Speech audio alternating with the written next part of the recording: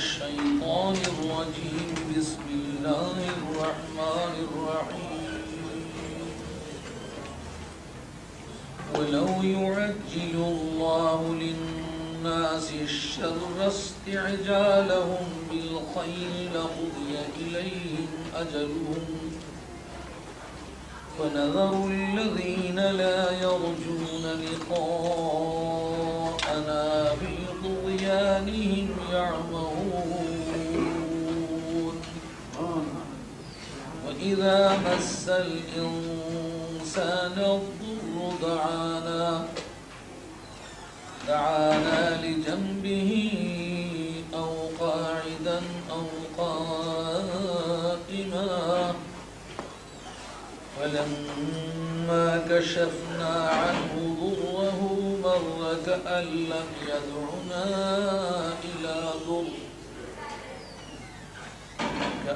لم يدعنا إلى ضر مسه كذلك زين للمسرفين ما كانوا يعملون.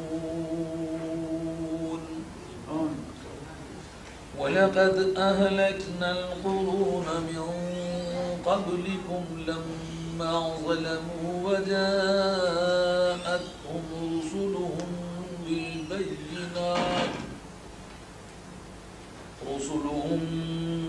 بالبينات وما كانوا ليؤمنوا كذلك نجزي القوم المجرمين.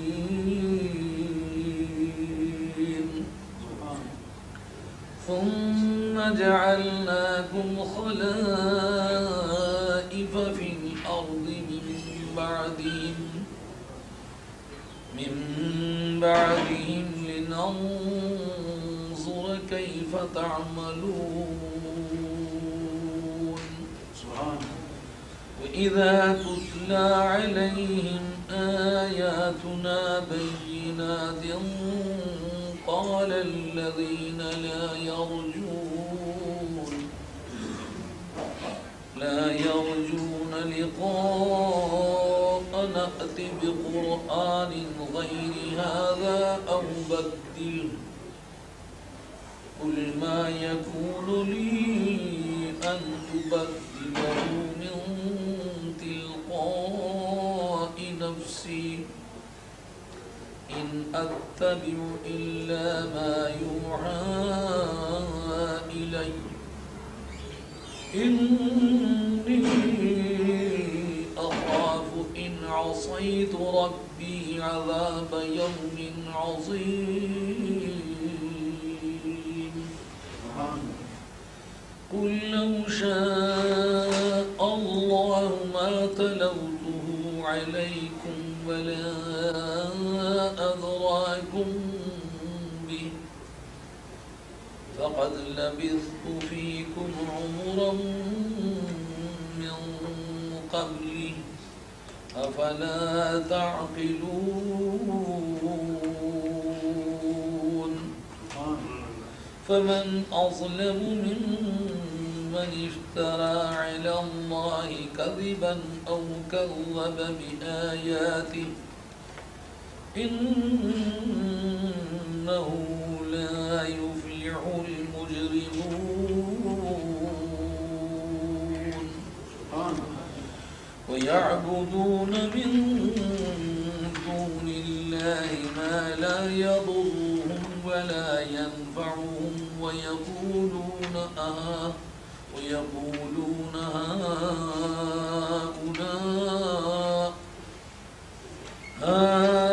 هؤلاء شفعاؤنا عند الله قل أتنبئون الله بما لا يعلم في السماوات ولا في الأرض سبحانه وتعالى عما يشركون.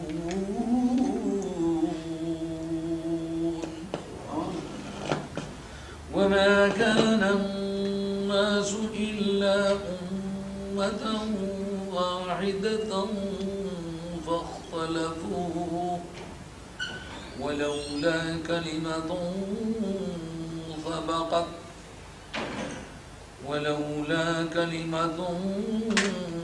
سبقت من ربك لقضي بينهم فيما فيه يختلفون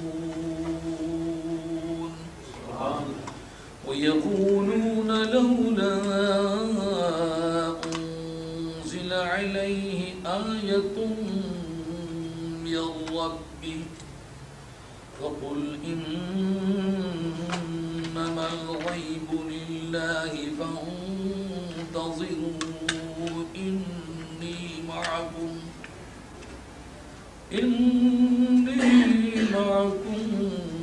من المنتظرين.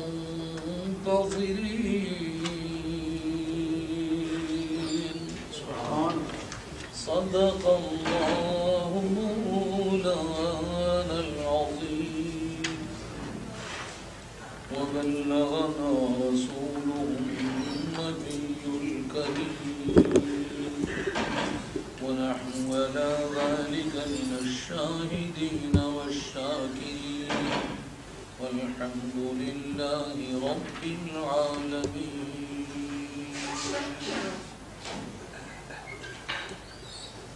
یہ سورہ یونس ہے جو سورت کے لحاظ سے سورت نمبر 10 ہے، دوسرا رکوع ہے اور دوسرے رکوع سے 11ویں آیت شروع ہوتی ہے، یعنی جس مدور پہ گول دائرے کے اندر 10 لکھا ہوا ہے اس سے اگلا سینٹنس شروع ہوتا ہے. وَلَوْ واو او لو اگر یعجل اللہ، عربی قواعد کے اعتبار سے لو کا کثیر استعمال ماضی کے لیے ہوتا ہے. ماضی شرطی یا تمنائی جس کو اردو میں کہتے ہیں، اس کے معنی کو ادا کرنے کے لیے ماضی پر لو داخل ہوتا ہے. اس لیے گاہے گاہے مضارع پر داخل ہو کر اس کو ماضی شرطی یا تمنائی میں کر دیتا ہے لو. تو یہاں یہ یعجل مضارع ہے لیکن لو کے داخل ہونے کی وجہ سے یہ ماضی کے معنی میں چلا گیا ہے.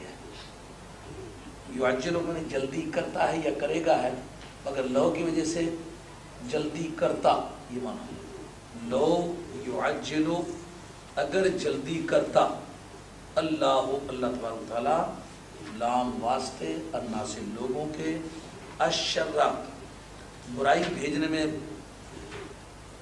یعنی مصیبت بھیجنے میں، استعجالہم بالخیر، استعجالہ عربی قواعد کے اعتبار سے یعجلو کا مفعول مطلق ہے. مفعول مطلق کبھی کبھی عربی زبان میں تمثیل کے لیے استعمال ہوتا ہے، اس کو عربی قواعد میں مصدر نو کہتے ہیں، ان کی مانند کے معنی دیتا ہے. استعجالہم مانند ان کی جلدی کرنے کے، مانند ان کی جلد بازی کے، بالخیر نیکی میں. یعنی اللہ تبارک و تعالیٰ اگر بدی بھیجنے میں اسی طرح جلدی کرتا جس طرح وہ نیکی چاہنے میں جلدی کرتے ہیں تو کیا ہوتا؟ لام البتہ قضیہ پورا کر دیا جاتا، الا طرف ہم ان کے، اجلہم ان کا عید، ان کی مدت، ان کا دور، ان کی عمر، ان کا کام تمام کر دیا گیا ہوتا. اگر اللہ تبارک و تعالیٰ لوگوں پر بدی بھیجنے میں اسی طرح جلدی کرتا جس طرح کہ وہ نیکی چاہنے میں جلدی کرتے ہیں تو ان کا معاملہ تمام کر دیا گیا ہوتا. واپس نظر و چھوڑتے ہیں ہم الذین ان لوگوں کو کہ لا نہیں یرجونا امید کرتے. یہ رجا یرجو میں نے امید کرنا رجا سے. لقاءنا، لقاء میں نے ملاقات، نا ہماری. یہ اللہ تعالیٰ فرماتے ہیں ہم ان لوگوں کو چھوڑتے ہیں جو ہماری ملاقات کی امید نہیں کرتے، یعنی جو یہ عقیدہ نہیں رکھتے کہ قیامت کے میدان میں کھڑے ہو کر اللہ کے حضور پیش ہونا ہے، جو ہمارے ساتھ ملاقات کی امید نہیں کرتے. یہ محاورہ کس مقصد کے لیے استعمال ہوگا؟ جو منکرین قیامت ہے، جو ہماری ملاقات کی امید نہیں کرتے. اس فریز کا کیا معنی ہوگا؟ جو قیامت کے منکر ہیں. فی بیج طغیان سرکشی کے، ہم ان کی سرکشی میں ہم چھوڑتے ہیں. یا مہور مارے مارے پھریں، سو ہم ان لوگوں کو جو ہماری ملاقات کی امید نہیں رکھتے، یعنی قیامت کے قائم ہونے کے منکر ہیں، ہم ان کو ان کی سرکشی میں چھوڑ دیں تاکہ وہ مارے مارے پھریں۔ یا مہون حال ہے، اور حال کو تعلیلیہ کہتے ہیں، جس کے ساتھ تاکہ کے معنی شامل کیے جا سکتے ہیں، تاکہ وہ مارے مارے پھریں، یعنی ان کو ان کی سرکشی میں چھوڑنے کا مقصد کیا ہے؟ مارے مارے پھریں۔ اس کو حال تعلیلیہ کہتے ہیں قواعد کی زبان میں۔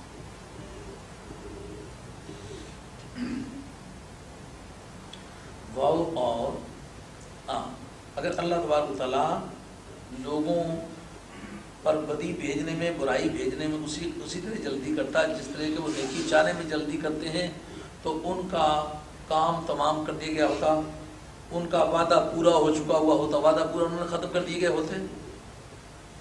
تو ہم ان لوگوں کو جو کہ ہمارے ساتھ ملاقات کی امید نہیں کرتے، ان کی سرکشی میں چھوڑ دیتے ہیں تاکہ وہ مارے مارے پھریں۔ واو اور اذا جس وقت مسا چھو جائے الانسانہ انسان کو الضر ضرر، تو دعا بلاتا ہے، پکارتا ہے، نا ہمیں لام واسطے جنب پہلو ہی اپنے پہلو کے واسطے ہمیں پکارتا ہے۔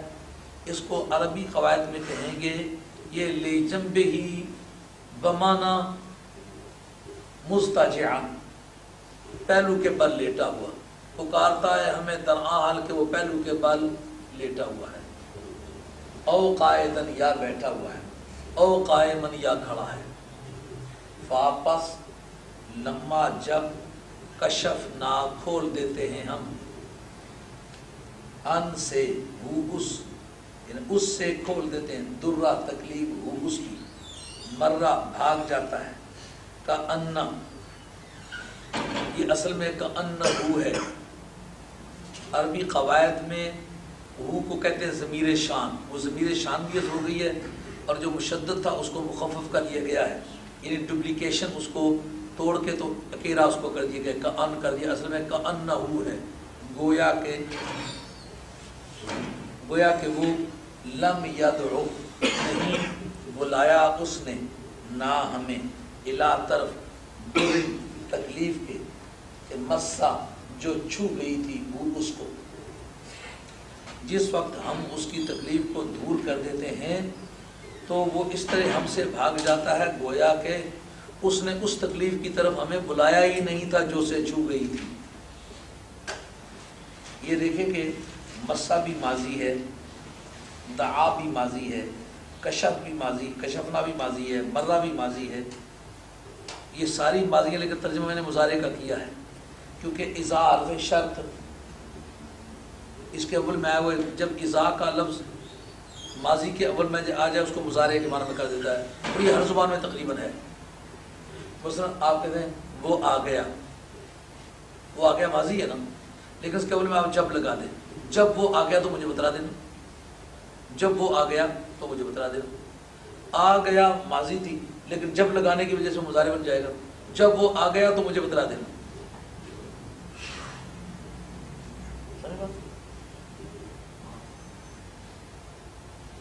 تو یہ اذا کے لگنے کی وجہ سے مسا بمانے یمسو کے ہو گیا، دعا بمانے یدو کے ہو گیا، اور اس فلما کشفنا یہ نقشبوں کے معنی میں ہو گیا، اور اس مرہ یمرو کے معنی میں ہو گیا۔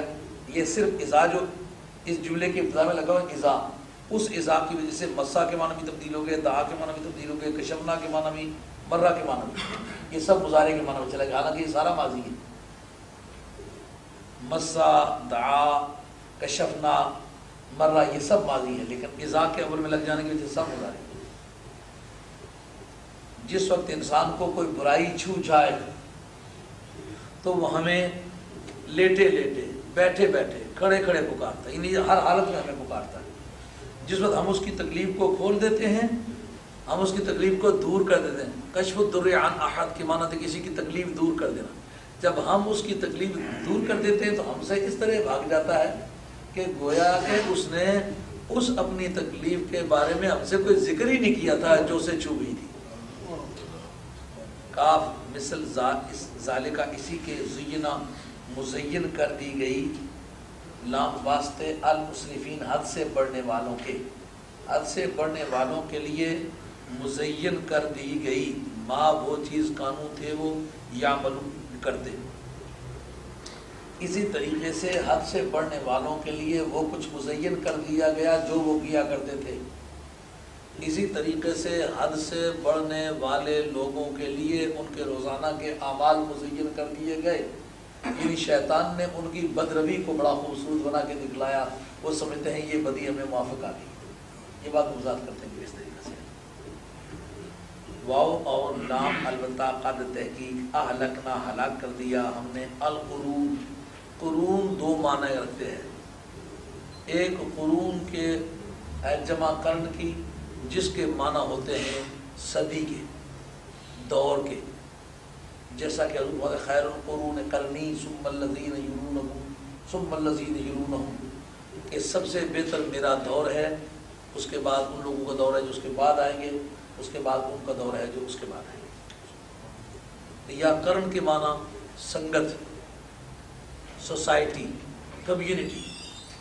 ثم انشأنا من بعدہم قرنا آخرین, قرآن کہتا ہے اس کے بعد ہم نے ایک نئی سنگت پیدا کی.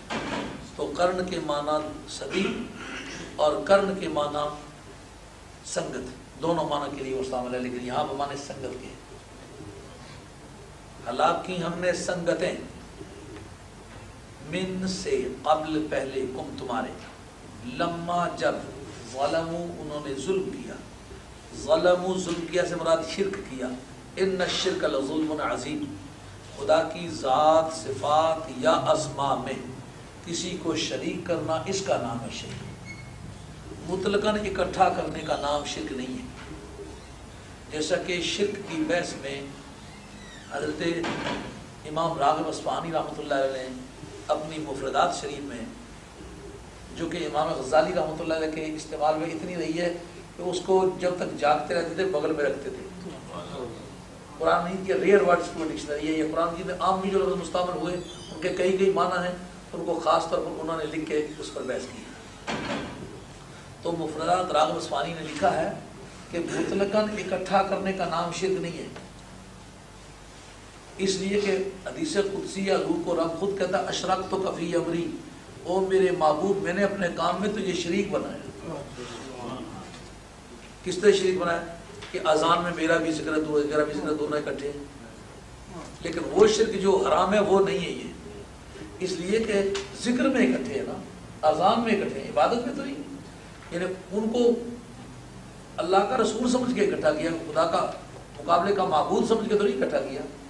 تو پتہ چلا مطلقاً اکٹھا کرنے کا نام شرک نہیں ہے, خدائی میں اکٹھا کرنے کا نام شرک ہے. نام میں یا کام میں یا وصف میں خدا کا پارٹنر تسلیم کرنے سے آدمی مشرک ہوتا ہے. آذان میں, اقامت میں, کلمہ تشہد میں, کلمہ شہادت میں, تشہد نماز کے اندر تشہد میں حضور کا نام, خدا کا بھی آتا ہے نام, حضور کا بھی آتا ہے. تو اشرکتک فی امری کی بحث میں انہوں نے بہت کچھ لکھا ہے. انہوں نے کہا مطلقاً اکٹھا ہونے کا نام شرک نہیں ہے. اسلام کے اندر شرک ایک لفظ ہے جو اصطلاحی لفظ ہے. اس اصطلاح کے کیا معنی ہے؟ جو خدا کی ذات ہے ذات میں شریک کرے, جو خدا کے اوصاف ہیں ان میں شریک کرے, یا خدا کے لیے کی جانے والی عبادت میں کسی کو معبود نہیں, اس کا نام شرک. لما انہیں ہلاک نے کب کیا؟ لما ظلم, جب انہوں نے ظلم کیا. واو اور جاءت, یہ واو اور کے معنی نہیں بلکہ حال کے معنی نہیں, درآں حال کے, واو حالیہ, درآں حال کے. دیکھو جب کے ساتھ ترجمہ کر لیں تو زیادہ خوبصورت رہے گا. جب کے جاءت آ گئے, ہم ان کے پاس, رسول رسول, ہم ان کے, غائب کے بعد غائب کی ضمیر اپنے کے معنی دی, ان کے اپنے رسول ان کے پاس آ گئے. بالبینات, باسات البینات, دلیلوں کے. اس کا یہ با کا تعلق دو طرح سے ہو سکتا ہے, ان کے رسول ان کے پاس دلیلوں کے ساتھ آئے, یا یہ کہ جب انہوں نے ہم نے ان کو ہلاک کیا جب انہوں نے ظلم کیا, درآں حال کے ان کے پاس رسول آ چکے تھے, لیکن ظلم کس چیز سے کیا؟ بالبینات, اللہ کی نشانیوں کے ساتھ. یعنی اللہ کے جو احکام تھے ان کی خلاف ورزی کر کے انہوں نے اللہ کی آیات سے ظلم کیا. یہ بینات کا تعلق دو سے ہو سکتا ہے, یا جات کے ساتھ ہو سکتا ہے یا ظلموں کے ساتھ. انہوں نے ظلم جو کیا وہ اللہ کی آیتوں سے کیا, اللہ کی آیتوں سے ظلم کیا ہوگا؟ یعنی خدا کے احکام کی نافرمانی کی. یا یہ کہ انہوں نے ان رسولوں کے آنے کے باوجود جو دلیلیں لے کے آئے تھے انہوں نے پھر ظلم کیا. وما کانو اور ما نہیں کانو تھے لے تاکہ یؤمنو ایمان لے آئیں. ان کی شان یہ نہیں تھی کہ ایمان لے آئیں، یعنی ایسی ان کی بناوٹیں ہی نہیں تھی. کاف مثل ذالک کا اسی کے نجزی جزا دیتے ہیں ہم القوم قوم کو المجرمین جو مجرموں کی ہے، مجرم قوم کو ہم اسی طرح بدلہ دیا کرتے ہیں. اور بے شک ہم نے تمہارے سے پہلے کی سنگتوں کو ہلاک کیا جبکہ انہوں نے ظلم کیا درآں حال کہ ان کے پاس رسول دلیلیں لے کے آئے تھے، یا انہوں نے رسولوں کے آنے کے باوجود بھی اللہ کی آیتوں سے ظلم کیا، اس وقت انہیں ہلاک کیا. اور یہ ایسے وہ تھے ہی نہیں کہ ایمان لے آئیں، ان کی شان یہ نہیں تھی، بناوٹیں ہی ایسی تھی کہ بے ایمانوں والی. کسی سے پوچھا کسی نے روتے کیوں؟ ان کا روتے نہیں، شکل ہی ہماری ہے. اور اسی طریقے سے ہم مجرموں کی قوم کو سزا دیا کر بدلہ دیا کرتے. ثم پھر جعلنا بنایا ہم نے کم تمہیں خلائف جانشین خلیفے فی بیچ الارض زمین کے من بعد پیچھے ہم ان کے لے تاکہ ننظرا دیکھیں ہم کیفا کس طریقے سے تعملون تم عمل کرتے ہو. پھر ہم نے تمہیں زمین میں ان کے بعد خلیفے بنایا تاکہ ہم دیکھیں کہ تم کیسے عمل کرتے ہو. اور اذا جس وقت تتلا پڑھی جائیں اللہ اوپر ہم ان کے آیاتنا ہماری آیتیں بینات درآں حال کے وہ کھلی ہیں، صاف ستھری واضح اور روشن ہیں. قالا کہتے ہیں الذین وہ لوگ کہ لا نہیں یرجونا امید کرتے لقاءنا لقاء من ملاقات نا من ہماری ملاقات کی امید نہیں رکھتے. وہ کیا کہتے ہیں؟ تو وہ لوگ جو ہماری ملاقات کی امید نہیں رکھتے یہ کہتے ہیں، کیا کہتے ہیں؟ ائتے لے آتو. یہ با قرآن کے اول میں جو با آئی ہوئی ہے نا، یہ ائتے کے معنی آنے کے بھی ہیں اور لانے کے بھی ہیں، مشترک معنی کا لفظ ہے آنا یا لانا. لیکن اس کے ایک معنی کی ڈٹرمینیشن کے لیے اس کے اول میں با لائی گئی. اس کو کہتے ہیں بائے تعدیت، یعنی انٹرانزٹیو ورب کو ٹرانزٹیو بنانے کے لیے آتی ہے عربی قواعد میں. ائتے بقرآن، تو قرآن لے آ، کوئی قرآن لے آ، تو کوئی قرآن لے آ. یہ آیت نمبر 15 چل رہی ہے سورہ یونس کی آیت نمبر 15. جس وقت آیت کا نمبر بولا جائے تو آپ یہ جانیں کہ آیت کے خاتمے پر اس کا نمبر ہوتا ہے. جو کہیں نمبر لکھا ہوا ہے وہ گزری ہوئی آیت کا نمبر ہے. مثلا میں اس وقت آیت نمبر 15 پڑھ رہا ہوں تو گزرے ہوئے مدور پر دیکھیں 14 لکھا ہوا ہے، تو یہ 14 گنتی ہے گزری ہوئی آیت کی. آیت کے خاتمے پر نمبر دیا ہوا ہے. ائتے بقرآن، تو کوئی ایسا قرآن مجید لیا کہ غیر ھذا، جو اس کے علاوہ. اس قرآن مجید میں ہمارے بتوں کی تردید ہے، جن کو ہم بزرگ سمجھتے ہیں، جن کو سجدے کرنے میں خود جوتے مار رہا. تو یہ ہماری خاندانی عظمت کی توہین، ہمارے باپ دادوں نے ان کے سامنے پیشانیاں جھکائیں، ہماری مائیں ان کے سامنے پیشانیاں کھینچتی رہی ہیں. تو ہمارے خاندانی تقدس کا جنازہ آپ نے نکال دیا ہے. اس قرآن کے علاوہ کوئی لے آئے تو مان لے اور بدل ہو گیا، اور نہیں لے لا سکتے اس کو بدل جائے، اور بدل ہو یا اس کو بدل جائے. قل فرما دیجیے ما یکونو لی، ما نہیں یکونو ہوتا لام واسطے یا ضمیر متکلم، میرے لیے نہیں ہوتا. ان یہ کہ مبدلہ تبدیل کروں میں ہوں اس کو، من تلقاء نفسی، من سے تلقاء طرف نفس جان جائز کا مطلب اپنی جان کی طرف سے، تلقاء من طرف، یعنی یہ میرے بس کی بات نہیں کہ میں اپنی طرف سے اس کو تبدیل کر ڈالوں. اللہ اللہ کیا شان ہے پیغمبر، کتنی حق گوئی پیغمبر میں ہوتی ہے کہ وہ حالات کی تلخیوں کی بالکل مرد. ان نہیں اتبع، یہ جس جگہ اللہ کے پہلے ان آئے اس کے حتمی طور پر مانے نہیں کہ ان اتبع نہیں پیروی کر رہی ہے، ان معنی لا ہے، میں نہیں پیروی کرتا اللہ مگر ماں اس چیز کو جو وحی کی جاتی ہے الیہ میری طرف، الہ کی طرف جائے جو متکلم میری طرف، انی بے شک میں اخاف و ڈرتا ہوں، ان اگر عصیت و نافرمانی کروں میں ربی اپنے پروردگار کی، ڈرتا کس سے ہوں؟ عذاب سے، یوم عظیم جو بڑے دن کا ہے۔ اگر میں اللہ تبارک تعالیٰ کی نافرمانی کروں تو بڑے دن کے عذاب سے ڈرتا ہوں۔ اللہ کریم فرماتے ہیں جس وقت ان پر ہماری واضح قسم کی آیات پڑھی جائیں تو جو ہم سے ملاقات کی امید نہ رکھنے والی قوم ہے وہ کہتی ہے کہ تو کوئی ایسا قرآن لے آ جو اس کے علاوہ ہو یا اسی کو تبدیل کر ڈال۔ فرما دیجیے محبوب کریم علیہ الصلوۃ والسلام یہ میرے بس کا روگ نہیں کہ میں اس کو اپنی طرف سے بدل ڈالوں، میں نہیں پیروی کرتا مگر اس چیز کو جو میری طرف سے کی جاتی ہے۔ اگر لا اور الا دونوں کو اڑا کر ترجمہ کر لیں حسر کے ساتھ، میں تو صرف اسی چیز کی پیروی کرتا ہوں جو میری طرف سے کی جاتی ہے۔ جہاں بھی لا الہ کی ترکیب آئے حسر کے ساتھ آپ ترجمہ کریں، میں تو صرف اسی چیز کی پیروی کرتا ہوں جو میری طرف کی جاتی ہے، میں تو اسی ہی چیز کی پیروی کرتا ہوں جو میری طرف نازل کی جاتی ہے۔ یہ سب معنی اس کے درست ہے، یہ حسر کے معنی ہے۔ کاش آپ لوگ پوری توجہ سے پڑھیں، اس قابل بن جائیں کہ بعد میں آپ خود لوگوں کو قرآن مجید کا ترجمہ اور تفسیر پڑھائیں۔ بات نہ سمجھ آئے بار بار مجھ سے پوچھیں، ایک چاند پیدا کرے اللہ کو یاد کریں۔ اور انی اخاف ان عصیت ربی عذاب یوم عظیم، میں اگر رب کی نافرمانی کروں تو میں بڑے دن کے عذاب سے ڈرتا ہوں۔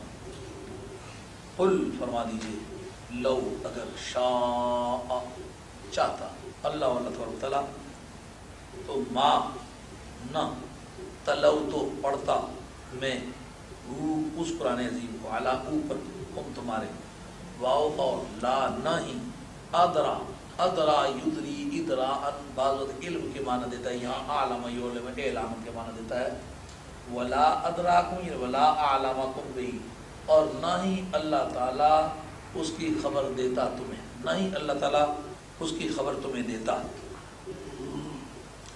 فرما دیجئے اگر اللہ تبارک تعالیٰ چاہتا تو نہ ہی میں وہ تمہیں پڑھ کر سناتا، نہ ہی وہ تمہیں اس کی اطلاع دیتا۔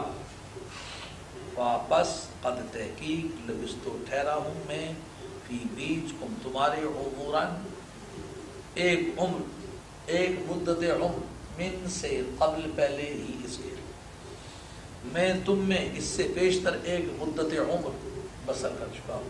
یہ لفظ عمر ہے، اس کو عمر پڑھ سکتے ہیں کہ کوئی آدمی قاری نماز کے دوران عمران کو عمران پڑھ ڈالے تو نماز ہو جائے گی، سمجھا کر۔ افلا تعقلون، کیا تم اس بات کو جانتے نہیں ہو؟ بس میں تم میں ایک مدت عمر ٹھہر چکا ہوں اس سے پہلے، کیا تم جانتے نہیں ہو؟ واپس من قوم اظلم و زیادہ ظالم ہے، من اصل میں من بنسبت، یہ من نسبتیہ کہلاتا ہے، یہاں کمپیریزن کے لیے آتا ہے، وہاں من نسبتیہ کہلاتا ہے۔ کون زیادہ ظالم ہے بنسبت، جہاں کمپیریزن کے لیے آئے گا من نسبتیہ کہلائے گا، ترجمہ اس کا بنسبت کے ساتھ ہوگا۔ من بنسبت اس شخص کے کہ افطرا یفتری افتراءً کے معنی ہے جھوٹ تراش لینا، کسی پر جھوٹ باندھ لینا، کسی نے کوئی بات نہ کی ہو کہہ کہ اس کے ذمہ لگا دینا، اس کا نام ہے افتراء، جھوٹ تراش لینا۔ افطرا جو جھوٹ باندھ لے، اللہ اوپر اللہ تبارک تعالیٰ کے کذباً جھوٹ، اگر کذباً نہ بھی آتا تو افطرا کے معنی وہی تھا، اس کے معنی کو زیادہ روشن کرنے کے لیے ساتھ کذب بھی لگا دیا۔ او یا کذب جھٹلائے، بآیاتہ اس کی نشانیوں کو، اس کے آثار کو۔ یہ من اس کو بھی شرطیہ ہی کہتے ہیں، یہ بھی ازلم بھی ماضی ہے، افطرا بھی ماضی ہے، کذب بھی ماضی ہے، لیکن من کے آنے کی وجہ سے یہ سب مضارع کے معنی میں چلا گیا۔ جو اس شخص کے مقابلے میں کون زیادہ ظالم ہے جو اللہ پہ جھوٹ تراشے یا اس کی آیتوں کو جھٹلائے۔ انہو یہ ضمیر شان کہلاتی ہے، بے شک شان یہ ہے، جس طرح ہم لوگ کہتے ہیں تمبید ضرورت، اور بات یہ ہے کہ آپ نے ایسا ایسا کیا ہے، بات یہ ہے کہ یہ بات یہ ہے، ترجمہ ضمیر شان کا ہے اردو ادب میں. اسی طرح بھی بات یہ ہے کہ یہ ضمیر شان کا ترجمہ ہے. اس کو عربی قواعد میں کہتے ہیں ضمیر شان. انہو بات یہ ہے کہ لا نہیں یفلح کو کامیاب ہوں گے المجرمون مجرم. بات یہ ہے کہ مجرموں نے کامیاب ہونا ہی نہیں. بس مختصر بات. کتنا لمبا چوڑا ہے، پتلا دبلا ہے، پڑھا لکھا ہے، ان پڑھا ہے، جو مجرم ہے اس نے کامیاب ہونا ہی نہیں. اور یعبدون پوچھتے ہیں من دون اللہ اللہ کو چھوڑ کر، ما اس چیز کو، لا نہیں یضر ضرر پہنچاتی، ہم ان کو، واو اور لا نہیں ینفع نفع پہنچاتی، ہم ان کو، واو اور یقولون کہتے ہیں، ہاں اولائے یہ لوگ جو ہیں، یعنی یہ معبودان باطلہ، شفعاؤنا شفعاء شفیع کی جمع سفارشی ہیں، نہ ہمارے عندہ پاس اللہ تبارک و تعالیٰ کے. قل فرما دیجئے اتنبئون نبأ ینبئ تنبیہا مانے آگاہ کرنا. اتنبئ جملہ استفہامیہ ہے، کیا تم آگاہ کرتے ہو، بتاتے ہو، اللہ رب العزت کو، بما التنبیہ بشیء مانے کوئی چیز بتانا، اللہ تعالیٰ کو بتاتے ہو، بما مانے وہ چیز کہ لا نہیں یعلم و جانتا وہ، فی بیچ السماوات آسمانوں کے، واو اور لا نہیں فی بیچ الارض زمینوں کے.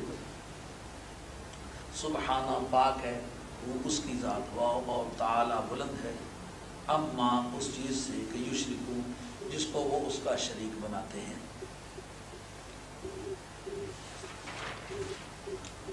اور وہ اللہ کے سوا یعنی اللہ کو چھوڑ کر ان چیزوں کو پوچھتے ہیں جو نہ انہیں ضرر پہنچا سکتی ہیں نہ نفع پہنچا سکتی ہیں، اور کہتے ہیں یہ اللہ کی بارگاہ میں ہمارے سفارشی ہیں. تو فرما دیجئے کیا تم اللہ تعالیٰ کو وہ چیز بتانا چاہتے ہو جو زمین و آسمانوں میں وہ خود نہیں جانتا؟ اللہ تعالیٰ کی ذات اس سے پاک ہے اس کی ذات، اور اس سے کہیں بلند و بالا ہے جس کو اس کا شریک ٹھہرا رہے. واو اور ما نہیں کانا تھے الناس لوگ الا مگر امتن جماعت واحدۃ ایک، واپس اختلاف کیا انہوں نے، واو اور لولا اگر نہ ہوتے، اگر نہ ہوتی کلمۃ ایک بات، سبقت جو گزر چکی ہے، من سے رب پروردگار کا تیرا، لام البتہ قضیہ نپٹا دیا جاتا، بین درمیان ہم ان کے، فی ما اس چیز میں کہ فی ہے جس میں یختلفون وہ اختلاف کیا کرتے تھے. اور لوگ ایک ہی جماعت تھے، بعد میں مختلف ہوئے. اور اگر اللہ کی طرف سے اس بارے میں پہلے کوئی بات گزر نہ چکی ہوتی تو ان کے درمیان فیصلہ کر دیا گیا ہوتا ان مسائل کا جن میں وہ اختلاف کر رہے تھے. واو اور یقولون کہتے ہیں، لولا کیوں نہیں، انزلہ نازل کی گئی، علی اوپر ہے اس کے، آیتن کوئی نشانی، من سے رب ہی اس کا. وہ کہتے ہیں اس پر اس کے پروردگار کی طرف سے کوئی نشانی کیوں نازل نہیں کی گئی. واپس فرمائیے انما بجوز اس کے نہیں کہ الغیب غیب نام واسطے اللہ تعالیٰ کے ہے. واپس انتظروا انتظار کرو، انی بے شک میں، مع ساتھ، قوم تمہارے، من المنتظرین انتظار کرنے والوں میں سے ہوں. وہ کہتے ہیں کہ اس پر اس کے پروردگار کی طرف سے کوئی نشانی کیوں نازل نہیں کی گئی. تو فرما دیجئے کہ غیب اللہ کے لیے ہے، تم انتظار کرو، میں بھی تمہارے ساتھ انتظار کرنے والوں میں سے ہوں. آیات طیبات کا تحت اللفظ ترجمہ آپ حضرات کے گوش گزار ہوا.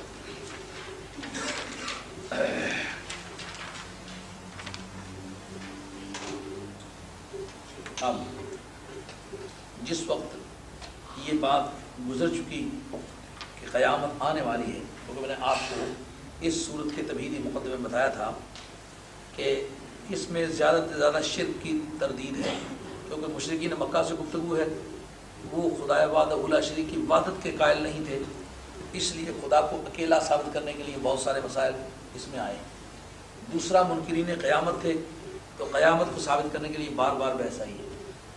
تیسرا وہ نبی کریم علیہ الصلوۃ والسلام کی نبوت اور رسالت کے منکر تھے، تو سرکار کی رسالت اور نبوت کے بارے میں بار بار بحث آئی ہے۔ اور چوتھی بات، قرآن عظیم کے کلام خداوندی ہونے کے قائل نہ تھے، اس لیے قرآن عظیم کو اللہ کی کتاب ثابت کرنے اور اس کلام کو کلام الہی ثابت کرنے کے لیے بار بار مباحث آئی ہے۔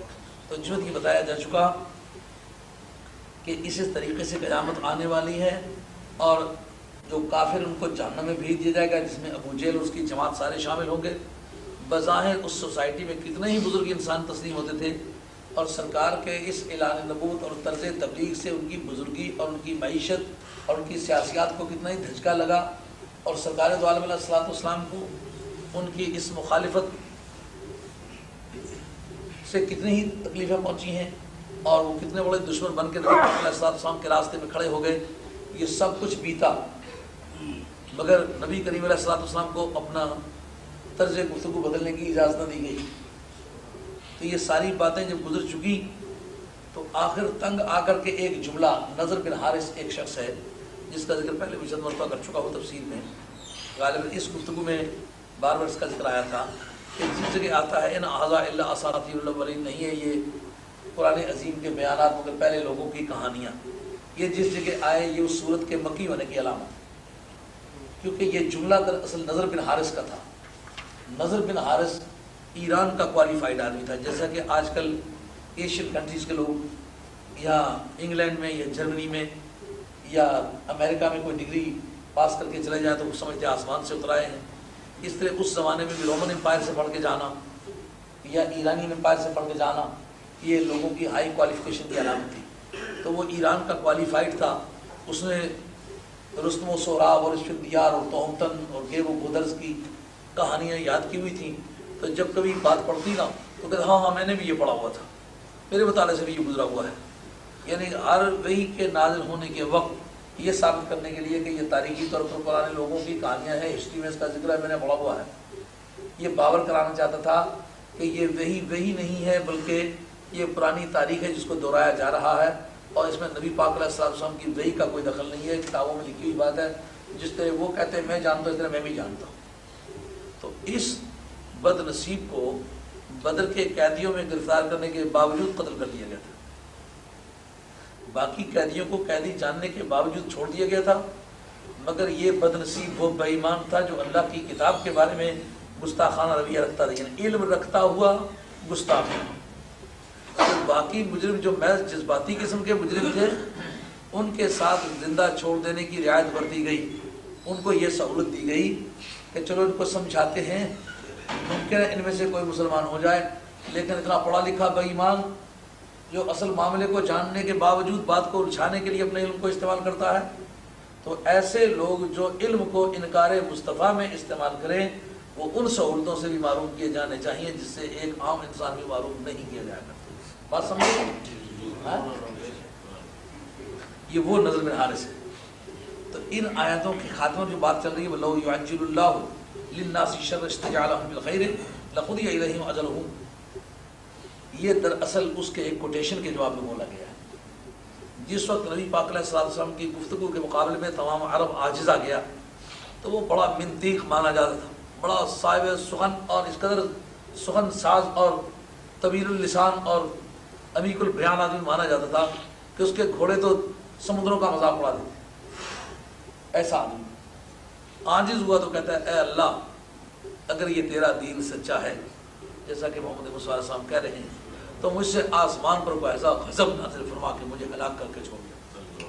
اس سے وہ ان منکرین کو باور کرانا چاہتا تھا کہ میں نیک نیتی کے ساتھ گڈ فیتھ کے ساتھ یہ سمجھ گیا ہوا ہوں معاذ اللہ کے دین یہ سچا نہیں ہے، یہ باور کرانا چاہتا ہے۔ تو اس طرح کے بے ایمان ہر دور میں گزرے ہیں جو اپنے علم کا استعمال بے ایمانی کے پاؤں مضبوط کرنے کے لیے استعمال کرتے رہے۔ تو پروردگار عالم نے فرمایا وَلَوْ يُعَجِّلُ اللَّهُ لِلنَّاسِ الشَّرَّ اسْتِعْجَالَهُم بِالْخَيْرِ، اگر اللہ تبارک و تعالیٰ لوگوں پر برائی آسمان سے بھیجنے میں اسی طرح جلدی کرتا جس طرح وہ نیکی، خوشحالی، فارغ البالی اور فراخ دستی کو حاصل کرنے کے لیے جلدی چاہتے ہیں، یعنی جس جلدی کے ساتھ وہ اچھی چیز کو اپنے لیے قبول کرنے میں جو ان کی جلدی کی رفتار ہے، اگر میں عذاب بھی اس جلد رفتاری سے بھیجتا تو ان کا تو بیڑا ہی غرق ہو چکا ہوتا، تو اتنی مہلت کسی کو نہیں مل سکتی۔ بات سمجھ نہیں؟ اگر اللہ تبارک و تعالیٰ لوگوں پر برائی بھیجنے میں، یہاں برائی سے مراد کیا؟ آسمان سے عذاب کا نازل ہونا۔ لو یعجل اللہ للناس الشر، اللہ تبارک و تعالیٰ اگر آسمان سے برائی بھیجنے میں اسی طرح جلدی کرتا استعجالہم بالخیر، جس طرح کہ وہ نیکی کے بارے میں جلدی چاہتے ہیں، تو پھر کیا ہوتا؟ لقضی الیہم اجلہم، ان کا تو کام ہی تمام ہو گیا ہوتا۔ بات سمجھ میں؟ یعنی یہ نادانی ہے ان کی، ایک تو گمراہ ہیں، دوسرا جو مہلت ملی ہوئی ہے وہ بھی کینسل کروانا چاہتے ہیں، بیوقوف۔ اندازہ کیا ایک ان پڑھ قسم کے گمراہ میں اور ایک پڑھے ہوئے گمراہ میں کتنا فرق ہے؟ یعنی جو ان پڑھ قسم کے گمراہ ہیں وہ کسی قدر ٹھکانے ہیں، ان کے لیے پھر چانس ہے۔ جو بڑے بڑے کتب خانوں والے بے ایمان ہیں ان سے خدا بچائے۔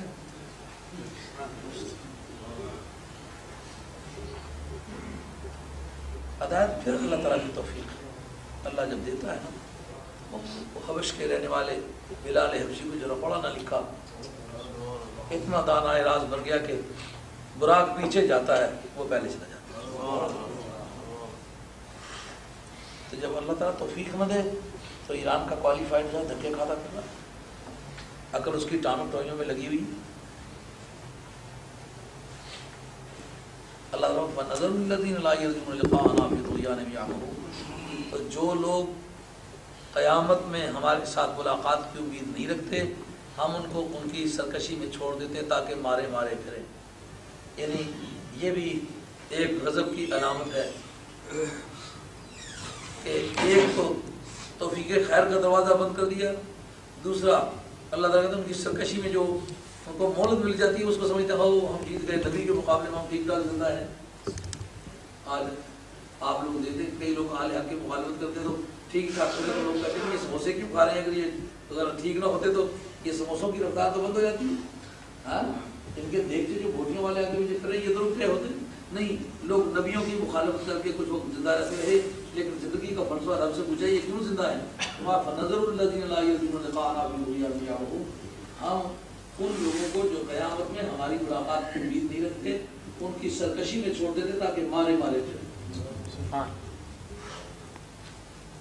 اللہ اللہ ایک عالمی قاعدہ پروردگار عالم نے انسان کا بیان کیا کہ او انسان، تیرے ضمیر میں خدا کے تعلق کی ایک چبن ہے، خواہ تو مان یا نہ مان، یہ تیری بات۔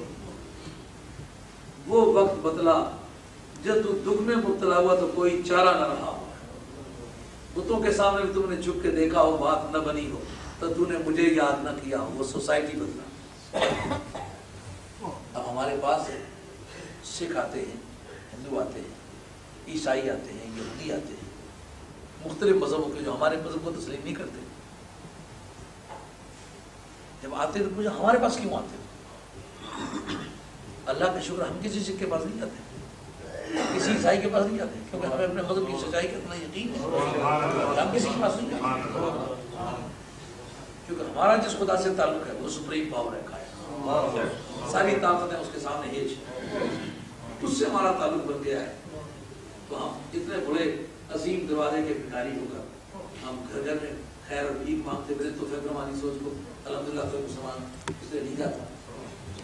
ایک بات جس پر آ کے تمام انسانیت کی گردن چکی ہے وہ یہ کہ مشکل کا وقت آ رہا ہے، سارے دروازے کھٹکھٹائے، نو امید ہوا۔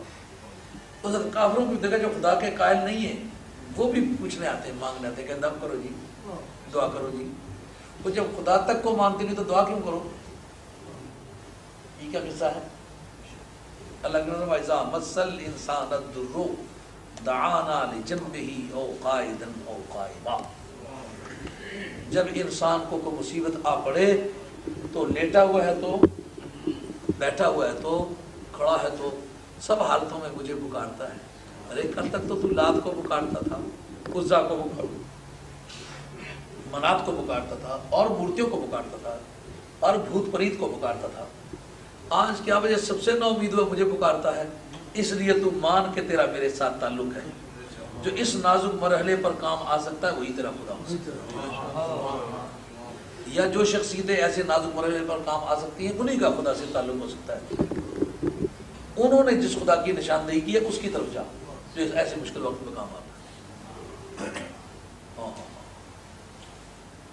سبحان وَإِذَا مَسَّ الْإِنسَانَ الضُّرُّ دَعَانَا لِجَنبِهِ وَهُوَ قَاعِدٌ قَائِمٌ۔ آپ تاریخ اٹھا کے دیکھیں، جو سن 14 کی جنگ ہے، 14 سے 18 تک غالباً رہی ہے نا، 14 سے 18 تک رہی ہے، اور دوسری غالباً سن 39 سے لے کر کے 40، میں تو اس کو 40-44 والی جنگ کہا کرتا تھا، لیکن میرے ایک ساتھی انہوں نے میرے علم میں اضافہ کیا کہ یہ 39 سے 44 تک رہی ہے، بڑا شکر گزار ہوں۔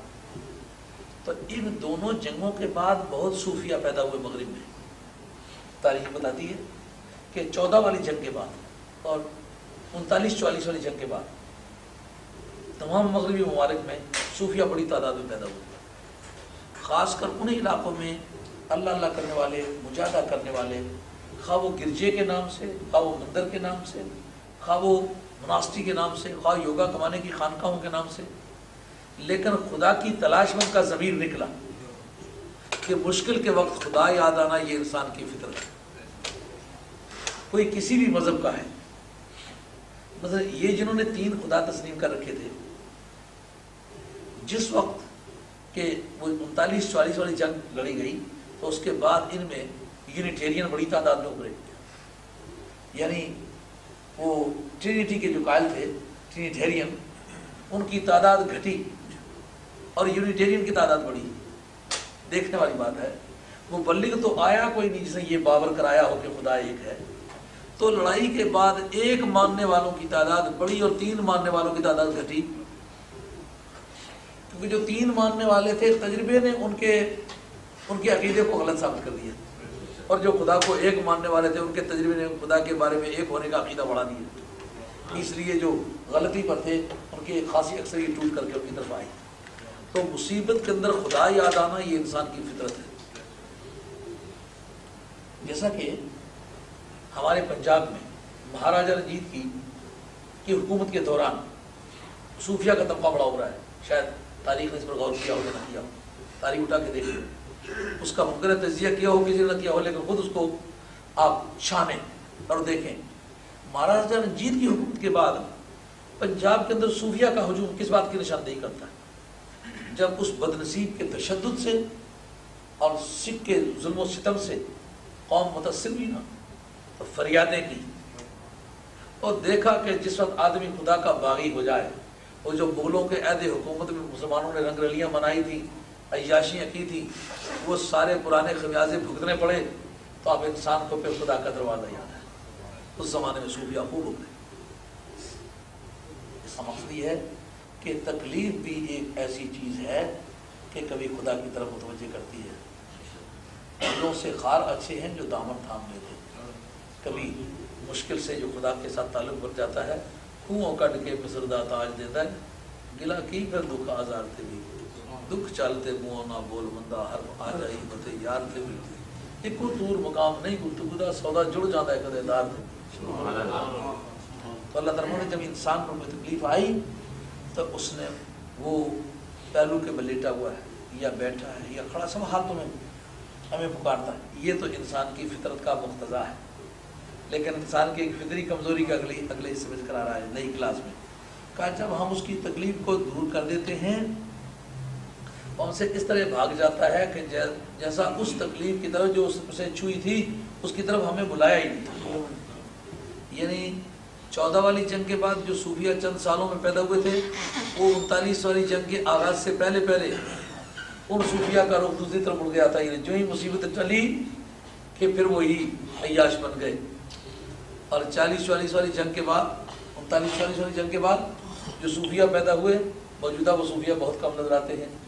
جو ہی امن و امان ہوا تو وہی لوگ پھر جام و سبو لے کر کے چوراہوں پہ آ گئے اور برائی کی داد برسر راہی دینے لگے۔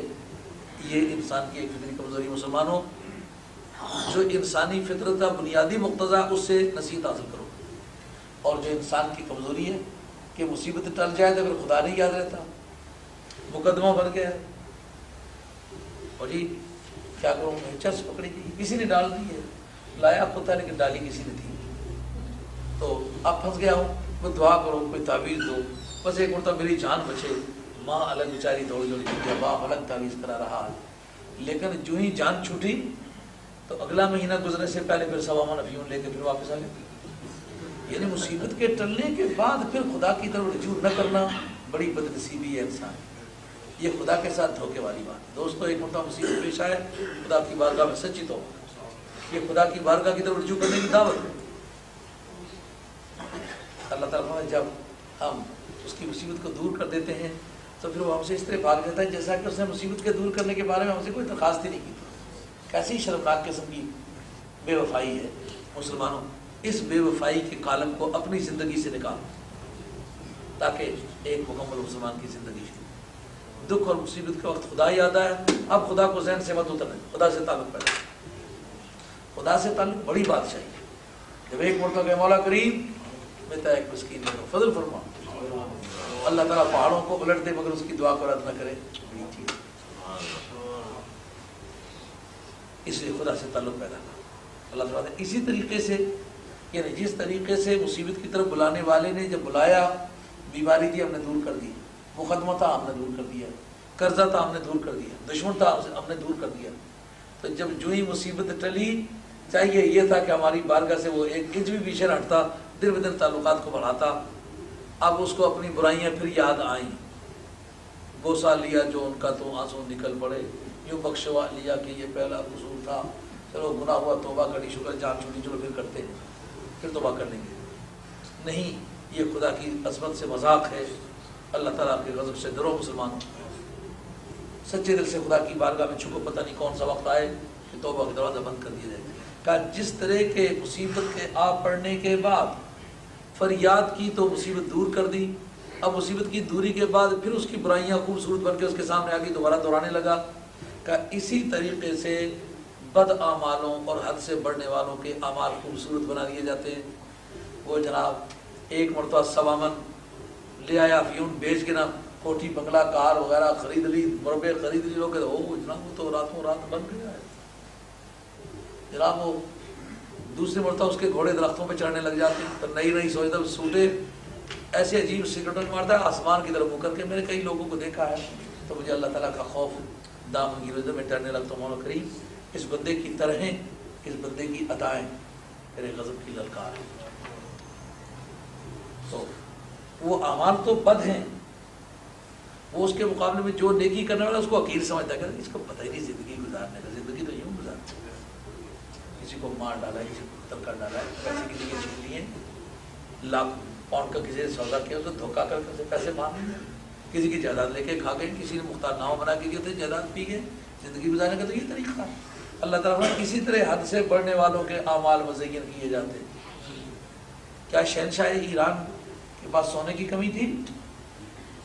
جب اس کا مردہ ڈھانچہ فضا میں گھوم رہا تھا اور خدا کی زمین اتنی کھلی ہو کر اس کی قبر کے لیے تنگ ہو گئی, عبرت کا مقام ہے کہ اور کوئی آئے گا جو صدا دے کر دروازے پر. مسلمانوں اللہ کا خوف, سوچو کائنات میں کیا کیا کچھ ہوا ہے.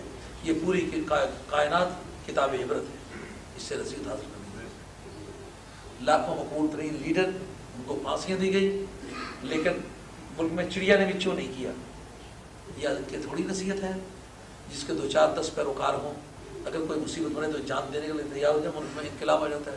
تو لاکھوں سے ماں سوا جس آدمی کے معتقد ہوں تو اس کو گردن مار دی جائے اور چڑیا چوں تک نہ کرے. یہ بڑی نصیحت والے مقام ہے. یہ خدا سے ڈرنے کا وقت ہے. اللہ سے ڈرو اور خدا کے قانون کو کبھی بھی مت دو. خدا کے قانون کو اپنے ہاتھ میں نہ لو, اپنی گردن خدا کی بارگاہ میں جھکا دو. اللہ تعالیٰ فرماتے ہیں کہ کیا تم اپنے جم کر اور پھل پھول کر ابھر کر برسر اقتدار آنے پر نازاں ہو رہے ہو اور اس سے یہ باور کر رہے ہو کہ شاید ہمارے حالات نہیں بدلیں گے؟ نہیں. وَلَقَدْ أَهْلَكْنَا الْقُرُونَ مِنْ قَبْلِكُمْ لَمَّا ظَلَمُوا, تم سے پہلے بھی لوگ جو ظلم کرتے رہے نا، ظلموں کے ایک معنی شرک کرنا، جب خدا کے ساتھ کسی کو شریک کرتا آتے تھے۔ دوسرا قرآن کہتا ہے کہ من یتعدی حدود اللہ فاولئک هم الظالمون، جو اللہ نے لمٹس مقرر کی ہیں ان لمٹس سے تجاوز کرنے والا ظالم، یعنی اللہ کی حدیں توڑنا یہ ظلم ہے، اور اللہ کی حدیں توڑنا یہ ظالموں کا کام ہے۔ اللہ کی حدیں توڑنے والے ظالم، تو کہا جب اللہ کی حدیں توڑتے رہے باوجود اس کے ان کی حکومتیں ہوتی رہی، باوجود اس بات کے کہ جوڈیشری، لیجسلیچر، ایگزیکٹو بلا شرکت غیر انہی کی ہوتی رہی، اور ملک میں نرے اور اکیلے حکمران ہوتے رہے، اس سب کچھ کے باوجود ان کو ہلاک کرتے رہے۔ ان کے پاس رسول آ چکتے رہے، لیکن وہ سمجھتے رہے یہ رسول کیا کس معاملے پہ آ گیا ہے، ہمارا کام ٹھیک ٹھاک چل رہا ہے تو یہ کس مقصد کے لیے آیا ہے، ان کی کیا ضرورت تھی۔ آپ کو یاد ہے کہ کبھی اخباروں میں آج سے 2-4 برس پہلے کہتے ہیں کہ وہاں سوسائٹی میں ٹھیک ٹھاک تھی، تو یہ پیر، یہ صوفی، یہ مولوی، یہ کیوں پیچھے آ گئے؟ ان کا یہ خیال تھا کہ یہ جو ہماری رفتار چل رہی تھی کوئی نصیحت کرنے والا نہ ہوتا، تو جس طریقے سے ہم لوگوں کو گھڑتے، بناتے، توڑتے، پھوڑتے، جس طرح بھی چلتے وہ ہمارے کہے ہوئے چلتے، یہ ایک صحت کا پیمانہ لے کر کے کیوں پہنچ گئے؟ یہ ہم لوگ تو بہت چھوٹے درجے کے مسکین لوگ ہیں، ہماری تو کوئی حیثیت نہیں ہے۔ نبیوں پر یہ اعتراض ہوتا رہا کہ ہماری حکومتیں ٹھیک ٹھاک چل رہی ہیں، نظام عدل ٹھیک ٹھاک چل رہا ہے، انتظامیہ ٹھیک کام کر رہی ہے، ملک کی پیداوار ٹھیک ٹھاک ہے، موسم اچھا ہے، آبیاری کے انتظامات ہیں، لوگوں کی صحتیں اچھی ہیں، تو یہ رسول کا کیا استعمال ہے، پھر کیوں آیا، کیا مطلب اس کا؟ ان کا یہ پتہ نہیں کہ زندگی سانسوں کی آمد و رفت کا نام نہیں، زندگی کچھ اصولوں پر مبنی ہے، جو اصول خود خدا مقرر کرتا ہے، ان کے مطابق ہو تو زندگی ہے، ان خطوط سے ہٹ کے ہو تو شرمندگی ہے۔ اللہ تعالیٰ فرماتے ہیں کہ ہم نے تم سے پہلے کی کئی سنگتیں ہلاک کی ہیں جبکہ انہوں نے ظلم کیا، باوجود اس کے کہ ان کے پاس رسول آ چکے تھے کھلی دلیلیں لے کر، اور ان کی شان بھی ایسی نہیں تھی کہ وہ ایمان لے آئے۔ یعنی 2 وجہ تھی، ایک یہ کہ سرے دست انہوں نے ظلم کیے، دوسرا یہ کہ آگے ان کا مستقبل بھی ایسا تھا کہ پتہ تھا کہ انہوں نے اب راستہ بدلنا نہیں ہے، آگے آگے جانا چاہتے ہیں، تو پھر یہ فیصلہ کیا گیا کہ ان کا وقت بھی مت ضائع کرو، خواہ ان کا بھی وقت ضائع ہو رہا ہے، جب کچھ دیر انتظار کے بعد بھی ان کا رزلٹ وہی ہونے والا تو ان کو جلدی فارغ کرو۔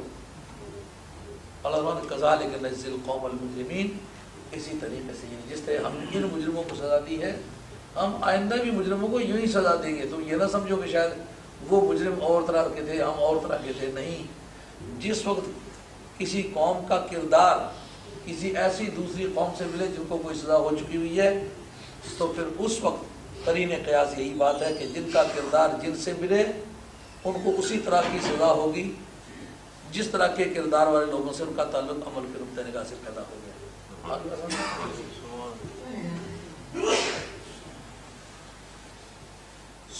ثم جعلناکم خلائف فی الارض، اب دیکھو جان قیاس دھڑا دھڑ چل رہا ہے کہ نہیں؟ یہ پریسیڈنٹس آف کورٹس جو ہیں، جو عدالتی نظائر ہیں، ان پر نئے اجزاء مرتب ہو رہے ہیں کہ نہیں ہو رہے؟ تو جو یہ قوم کہتی ہے جناب قیاس کا استعمال ہی منع ہے، شیعہ کے ایک طبقے نے کہا کہ اول من قاسقانہ ابلیس، سب سے پہلے جس نے قیاس کیا وہ ابلیس تھا۔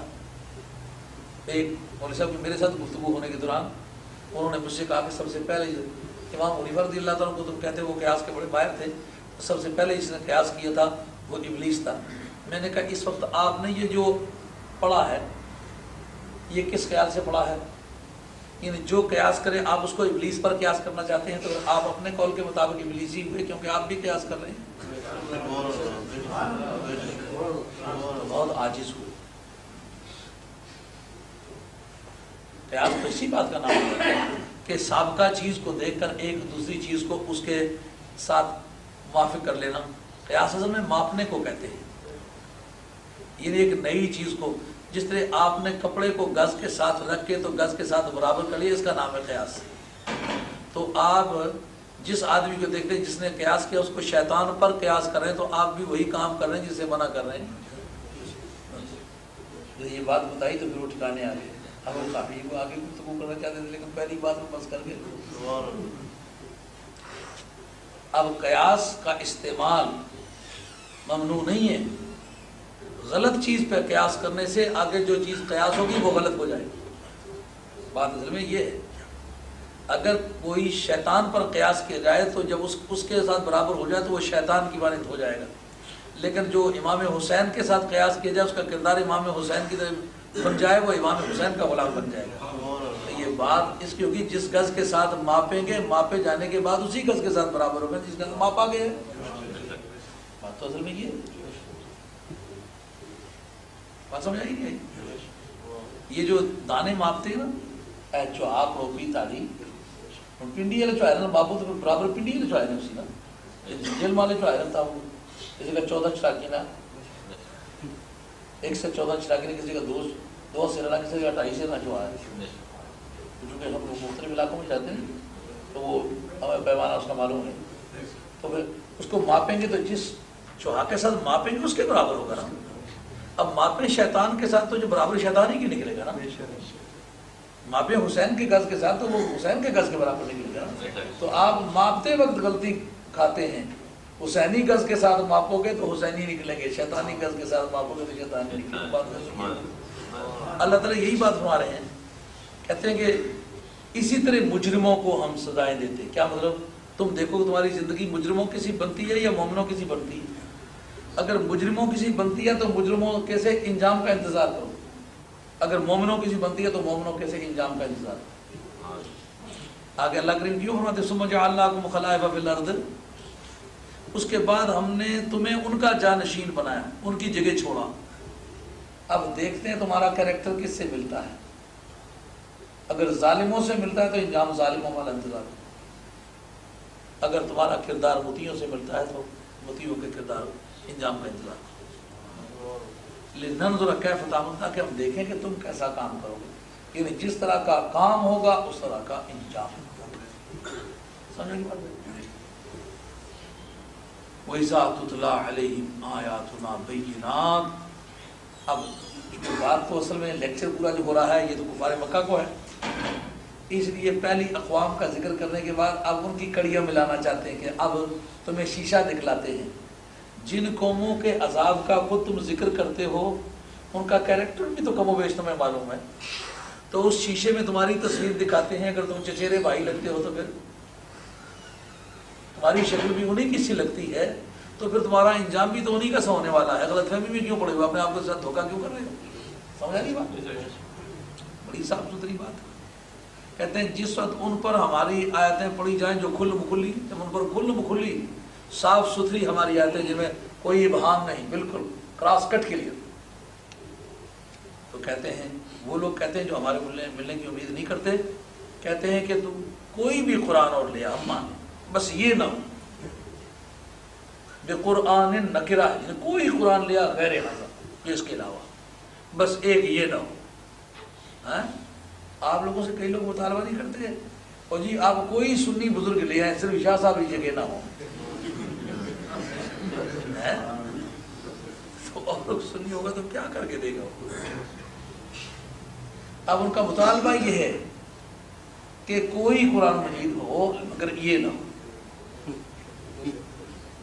اس سے مفاد کیا ہے؟ اس میں تو ہمارے بتوں کی مذمت ہے، تو قرآن جو ہے اس کا تو کام ہے سچ اور جھوٹ میں تمیز کرنا، اس کا تو کام ہے حلال اور حرام میں فرق کرنا، بے ایمان کو بے ایمان کہنا، ایماندار کو ایماندار کہنا، نیکی کی حوصلہ افزائی کرنا اور بدی کی حوصلہ شکنی کرنا تاکہ نیکی پرورش پائے اور بدی رکے۔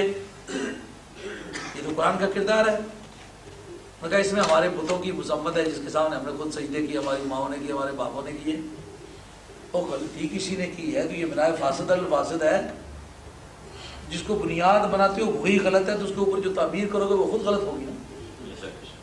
بنیاد کے ہمارے باپ دادے نے سجدے کیے، دیکھنا یہ ہے کہ وہ سجدے ٹھیک تھے کہ غلط تھے، وہ غلط ہے۔ تو اب اپنے سجدوں کا اب احترام ہم سے چاہتے ہو، جن سجدوں پر قیاس کر رہے ہو وہ سجدے ہی غلط ہے۔ آئے بازا اب قیاس کرنا منع نہ ہوا بلکہ منع چیز پر قیاس کرنا منع ہوا، یا اسی کو بدلنا۔ مطلب یہ جو مطالبہ آج ہم سے ہو رہا ہے، مجھے بڑی سختی کرتے ہیں، ذرا نرمی کریں، مجھے ذرا کچھ رکھ رکھا کریں۔ ہم تو معمولی لوگ ہیں، ہماری ہستی بھی کیا ہے؟ اتنی بڑی شخصیت جس کی حدیث قرآن کی آیت کو منسوخ کر سکتی ہے۔ اہل سنت کا یہ عقیدہ ہے کہ حدیث جو ہے وہ آیت کو منسوخ کر سکتی ہے۔ بڑی مزے کی بات، ایک دم آپ سے بھی گفتگو ہوئی تھی کہ قرآن مجید کی آیت کو حدیث منسوخ کر سکتی ہے۔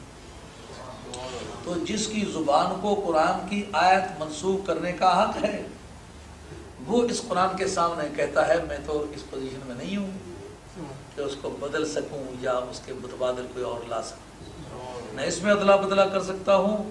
یہ اللہ کے پیغمبر کی شان ہے، جس کے انگلی کے اشارے کا انتظار چاند کے جگر کو ہے، انگلی اٹھتی ہے چاند کا جگر دوبارہ ہو جاتا ہے،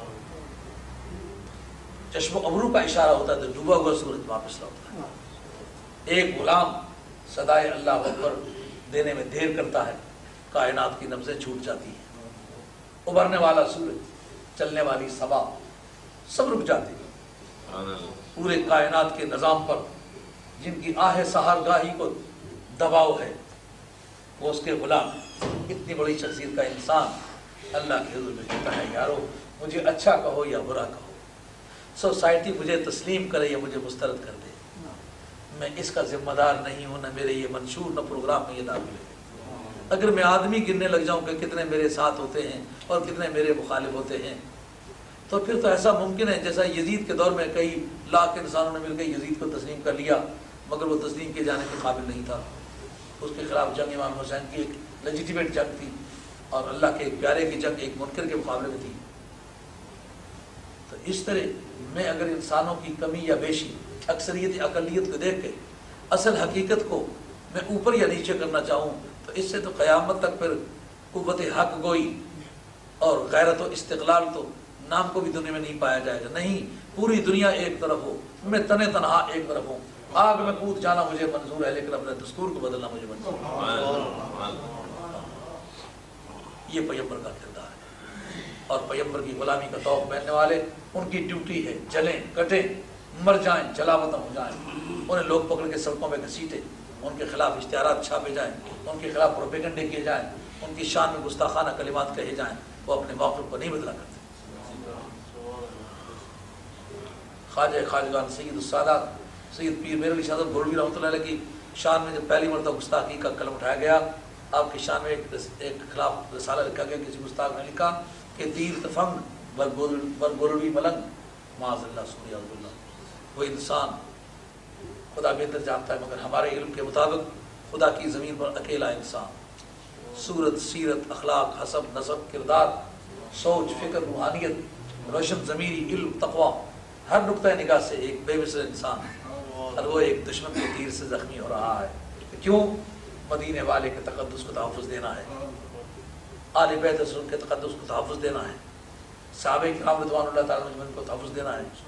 ایک طرف صحابہ کو تحفظ دیتے ہوئے ایک طبقے نے کہا یہ سید نہیں، وہ خواجہ گولوی جیسا آدمی سید ہے، پھر سید ہوگا کہاں بھائی؟ ہاں، صحابہ کو تحفظ دیا تو ایک طبقے نے، سیدوں کے طبقے نے کہہ دیا یہ سید نہیں۔ نبی پاک علیہ السلام شان کو تحفظ دیا تو تیر تفنگ پر گولوی ملنگ۔ مرزا قادیانی کو ذلیل و خوار کیا تحریر کے ذریعے سے، راست بیانی پر شکست قادیانی۔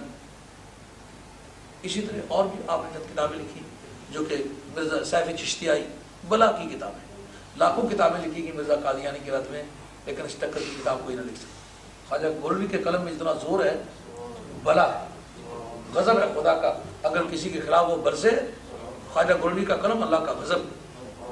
ہاں، اللہ تعالیٰ نے اس شخص کے قلم کو حیدری تلوار کا کردار عطا کیا ہے، جس طرح اٹھتی ہے نا پرے ٹوٹتے چلے جاتے ہیں۔ اور کوئی ماں کا لال خواجہ گولوی کے جملے بھی تبدیل لکھے، کائنات کا زور ماننے والی چیز ہے۔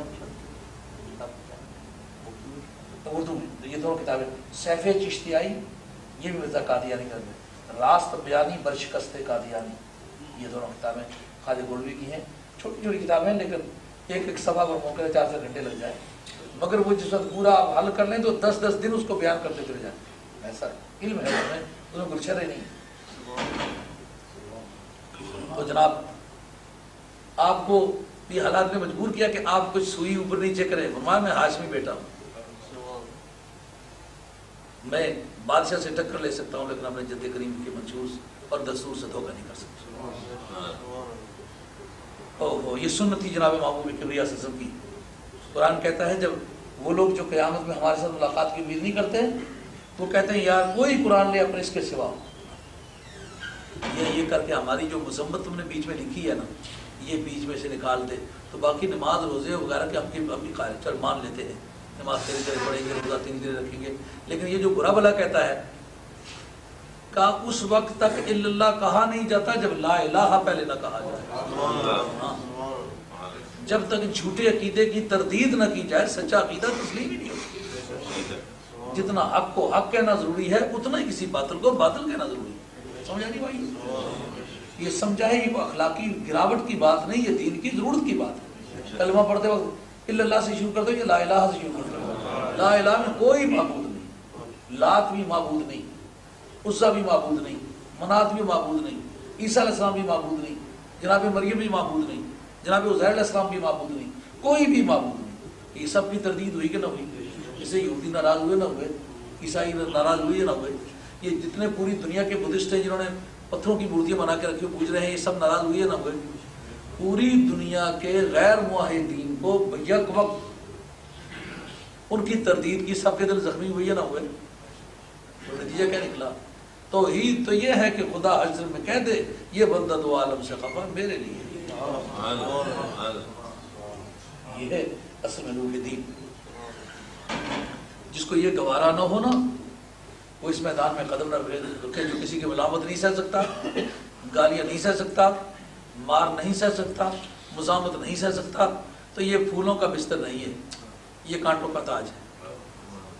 جس جگہ ہاتھ لگائے گا زخمی ہوگا، زخم قبول ہے تو پھر میدان میں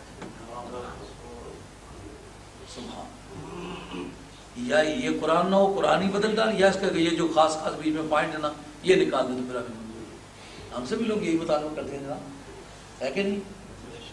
کہتے ہیں وہ تقریر تو بڑی غضب کی ہوتی ہے، واہ واہ واہ بڑا مزہ آتا ہے، لیکن جو بیچ میں باتیں کر جاتے ہیں نا لوگوں کو برا کہہ ڈالتے ہیں، اس سے ہماری تمیز پر اختلاف ہے۔ اس ظالموں دیکھو تو صحیح، کسی نے میری زمین چھینی ہے، کسی نے میرا مکان چھینا ہے؟ خدا کا فضل ایسی پوزیشن میں آئی کوئی نہیں کہ میری کوئی چیز چھین لے، اور تو میں ایسی فالتو چیز رکھی کوئی نہیں چھین لے۔ تو دوسرا یہ خدا تعالیٰ مجھے صحت مند آدمی چھیننا مجھ سے آسان کام نہیں ہے۔ تو جب مجھ سے میرے کسی کے ساتھ ایسی عداوت ہی نہیں ہے تو پھر میں کیوں برا کہتا ہوں؟ یہ ضرورت دین ہے، اگر برا نہ کہا ہوتا تو آج لاکھوں مسلمان گمراہی کے گڑھے میں ہوتے۔ آج کچھ بھی ہے لیکن قوم کو یہ تو پتہ چل گیا سچا کون ہے جھوٹا کون ہے۔ آج اللہ کا فضل ہے پورے ملک میں فضا ایسی ہے کہ ہر ایک کو پتہ چل گیا سچا کون ہے جھوٹا کون ہے۔ نعرہ تکبیر، اللہ اکبر، نعرہ رسالت، یا رسول اللہ، حکم اسلام زندہ باد۔ حضور نبی کریم علیہ السلام یہ بتانا چاہتے ہیں کتنی بھی عظمت ہے لیکن جس کو خدا کہتا ہوں وہ خدا ہے میرا، میں اس کا بندہ ہوں۔ رسول کی بڑی سے بڑی شان ہے، چاند سورج ستاروں سے زیادہ روشن پوزیشن ہے، نبیوں ولیوں غوثوں کتبوں زمینیوں آسمانیوں سب سے بڑھ کر ہے، مگر مخلوق کا ہر فرد خدا کی مخلوق ہے۔ کہا کل ما یکون لی ان ابدلہ من تلقاء نفسی، یہ میرا مقام ہی نہیں ہے، یہ میری حیثیت ہی نہیں ہے کہ میں اپنی طرف سے اسے بدل ڈالوں، جب بھی میں بدلوں گا تو خدا کے حکم سے بدلوں گا۔ اب بعض اس آیت کو حدیث کے ذریعے سے آیت کو منسوخ کرنے کے ارادے میں پیش کرتے ہیں، لیکن اس صورت میں یہ ممکن ہوگا جب یہ کہا جائے کہ حدیث وہی الہی نہیں ہے۔ جب حدیث بھی وہی الہی ہے تو پھر من تلقاء نفسی تو نہ ہوا نا، من تلقاء نفسی تو یہ مانا کہ میں اپنی طبیعت کے مطابق اس کو نہیں بدل سکتا۔ تو جب حدیث رسول پاک بھی وہی الہی ہے تو وہی الہی کے ذریعے سے وہی الہی کو منسوخ کرنا طریقے کیا ہے؟ ان اتبع الا ما یوحی الی، میں نہیں پیروی کرتا مگر اس چیز